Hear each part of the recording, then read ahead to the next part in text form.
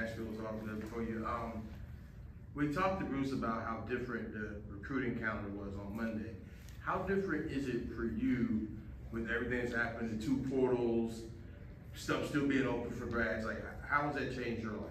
Yeah, it's been, May used to be my favorite month of college football coaching because your kids have finished finals. That's their break away from you, your break away from them. Your assistant coaches are on the road in spring evaluations, and you honestly could schedule some things. And now it's you might try to schedule something, but then oh, hey coach, this kid wants to come in this day or this day, and so it's very difficult to even kind of get away from it in May anymore. And it's no need in complaining. It is what it is. But we benefited from the portal. But I do hope that there's people that would listen to maybe a renewed calendar. That the ones I really feel sorry for. I mean, obviously, you know, I can sit here and say that, but it's really tough on these assistant coaches. I mean, they're running around on the road, and they have most of them are younger than me and have younger kids, and they finally get to, man, I get to go home on Thursday or Friday and maybe have a weekend with my family, and then, hey, they get to call, hey, by the way, we're bringing in another portal guy, and we're gonna have him here all weekend, so come on back. And so that it's, you know, the quality of life for coaches right now is hectic. And I think every head coach I've talked to would agree with that. But it is what it is, and we've got to manage it and deal with it. But May has certainly changed a lot.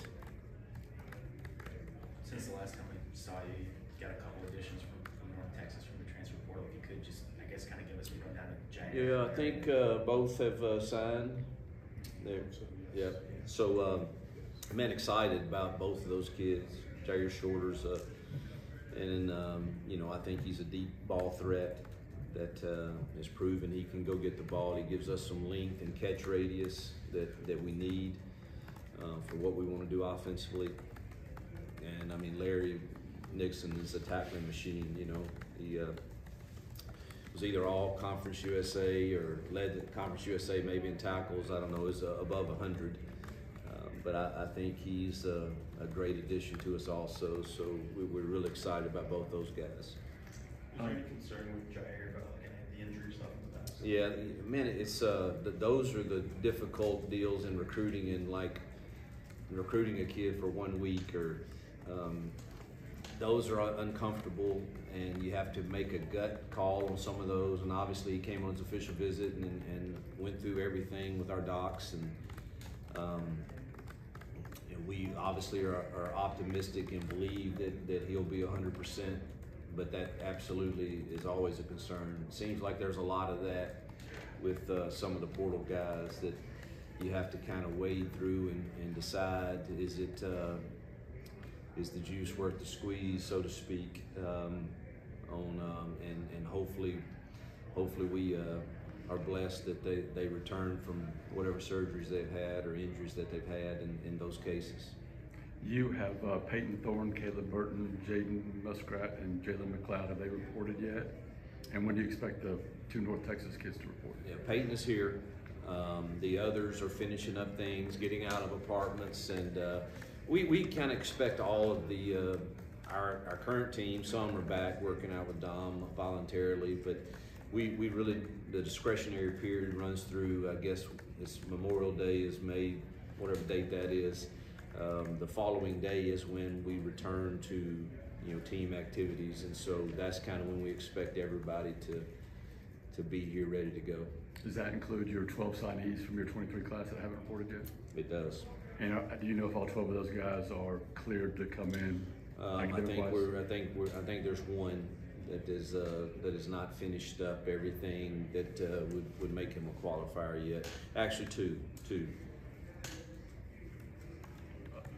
Feel good, so. Feel good about one, and the other one, truthfully, I have a hard time. I have a hard time knowing what to feel, really. when you're bringing in a transfer guy like Peyton, how important is this stuff in the summer? You mentioned he's on campus now, away from the coaches, working with his new receivers. You know, in the past when you brought in transfer quarterbacks, how important is that summer for them to? Yeah, I think it's vital that he gets in, and that's, man, he didn't wait. He's already here, and he's in there, you know, watching film on his own and learning stuff, and is anxious to get with the team and start, you know, working out. And Robbie's there too, you know, and had a really good talk with Robbie today, and you know, just about, you know, and Robbie's handling things extremely well, and proud of him for that. Every team at this level is going to have competition at every position if you want to be good, and you're going to have 4 quarterbacks, and we're not the only one, and everybody's going to have them, and we've got to go compete and figure out what's best for our football team. But I think it's vital that all of our quarterbacks are doing a lot this summer to prepare. I missed your appearance at the golf tournament, but what was it about Peyton Thorne that you really liked or stood out to you? Well, leadership, number one. I know that everybody, you know, would talk more about, you know, maybe his stats or whatever, but I think that this football team at Auburn right now has missed some leadership, particularly on the offensive side. And to get that in that room, I think only elevates everybody's, whatever capacity they have to lead. I think the more good leaders you put around them, the more you get out of them to do that, to model that. And, you know, and I feel like he's a mature leader that knows how to prepare. He's obviously played Power 5 football in a really good conference, and won a lot of games in 2 years, really, 17 or 18, I guess it is. And so I think that just elevates that room. And he's tough.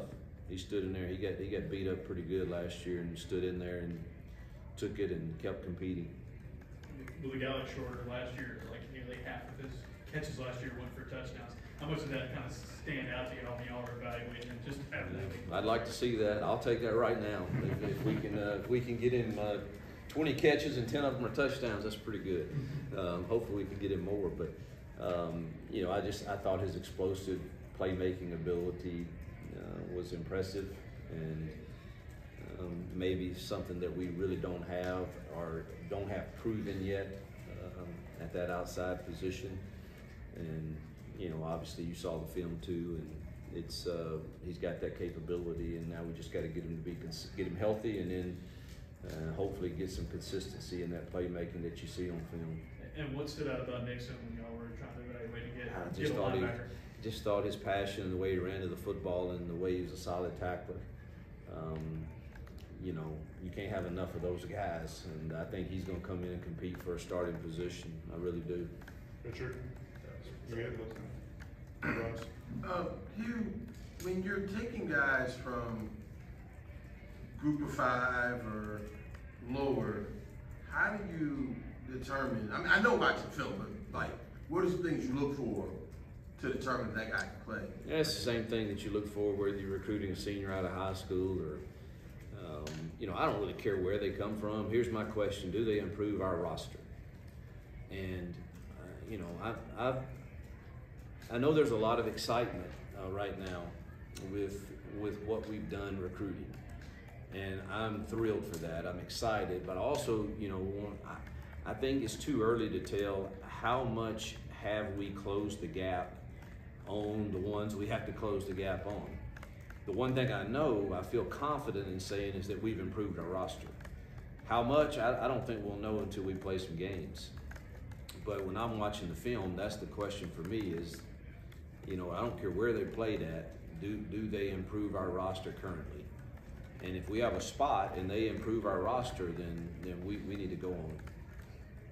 If Peyton committed sight unseen, it's usually, you know, you bring a guy in, and then he commits, but what was it like when you were able to show him around, if you were, once he got here? Say that again now. When Peyton, since he committed before he visited, what was it like when you? Well, actually, he visited. Okay. So, yeah. So he had an official visit, and I thought it went well, and he went back home and talked to his parents, and when he did, it was pretty evident this is where he wanted to be. So he got to see it. Last one. Just as a follow to the other, that's just about the overall outlook on when it's easy to say, hey, we're always bringing guys in, hey, it's always competition. How's it been going when it actually happens, when a player has brought in, when you bring in a player that might be better than what you had, and how these other guys dealing with that? I don't really know, and if they can't deal with that, then they're probably not the right fit.